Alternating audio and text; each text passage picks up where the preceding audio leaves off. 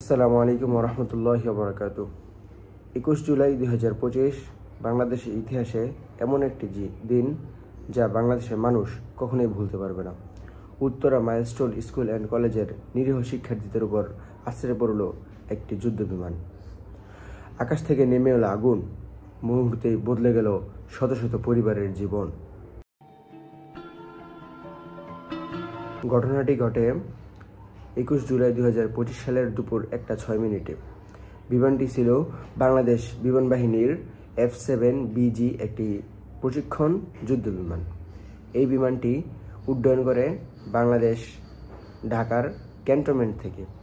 উড্ডয়ন করে কিছু দূর যাওয়ার পরেই বিমানটির যান্ত্রিক ত্রুটি দেখা দেয় এবং পরবর্তীতে পাইলট চেষ্টা করেন যে জনবসতিহীন একটি স্থানে বিমানটিকে ফালানোর জন্য, কিন্তু পাইলট ব্যর্থ হন এবং অবশেষে বিমানটি উত্তরার 11 নম্বর সেক্টরে অবস্থিত মাইলস্টোন স্কুল অ্যান্ড কলেজের উপর গিয়ে পড়ে।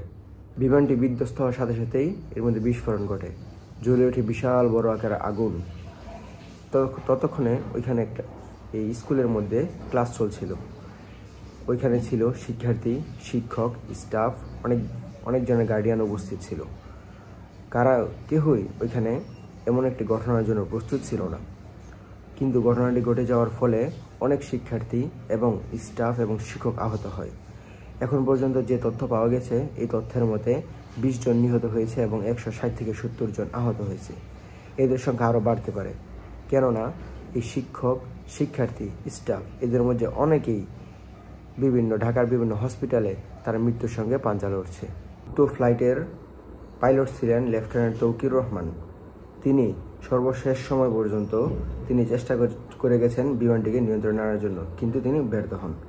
তিনি যখন আকাশে উড্ডয়ন করেন এবং যখন দেখতে পেলেন যে বিমানটির ত্রুটি দেখা গিয়েছে, তখন তিনি এয়ার ট্রাফিক কন্ট্রোলকে বিষয়টিকে জানিয়েছেন যে বিমানটির মধ্যে ত্রুটি দেখা দিয়েছে, কিন্তু তারা পদক্ষেপ নেওয়ার আগেই বিমানটি দুর্ঘটনার কবলে পড়ে এবং বিমানটি বিধ্বস্ত হয়ে উত্তরের 11 নম্বর সেক্টরে অবস্থিত মাইলস্টোন স্কুলের উপর পড়ে।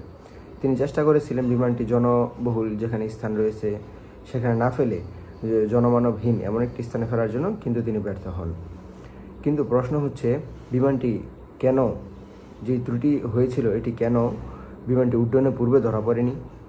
এবং আরেকটি প্রশ্ন থেকেই যায়, এত জনবহুল স্থানের উপর দিয়ে কেন প্রশিক্ষণ চালানো হচ্ছিল? স্কুলের শিক্ষার্থীদের, অনেক গার্ডিয়ানদের একটাই প্রশ্ন, তাহলে আমাদের শিক্ষার্থীদের, আমাদের শিশুদের নিরাপত্তা কোথায়? স্কুলে গিয়েও যদি তাদের নিরাপত্তা না পাওয়া যায়। বর্তমান অন্তর্বর্তীকালীন সরকার এই দিনকে জাতীয় শোক দিবস হিসেবে ঘোষণা করেছেন এবং একটি কঠিন এবং শক্ত তদন্ত কমিটি গঠন করেছেন। সকল শিক্ষার্থী নিহত হয়েছেন, তাদের পরিবারের প্রতি তারা গভীর শোক প্রকাশ করেছেন।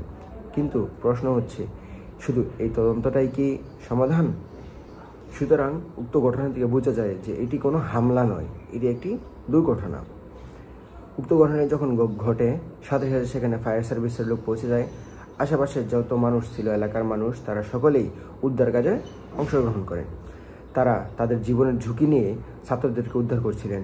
অনেকে আগুনের ভিতর প্রবেশ করে তারা ছাত্রদেরকে বের করে নিয়ে আসছিলেন।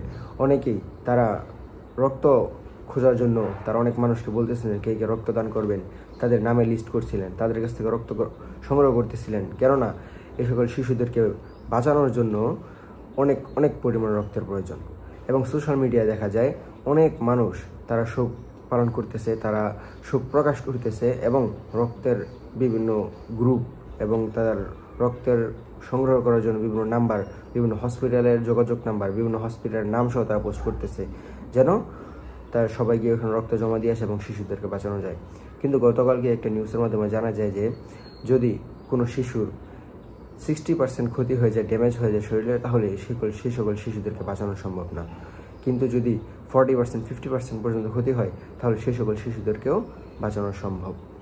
আজ যারা হারিয়েছে তারা কি আর কখনোই ফিরে আসবে? তারা আর কখনোই ফিরে আসবে না।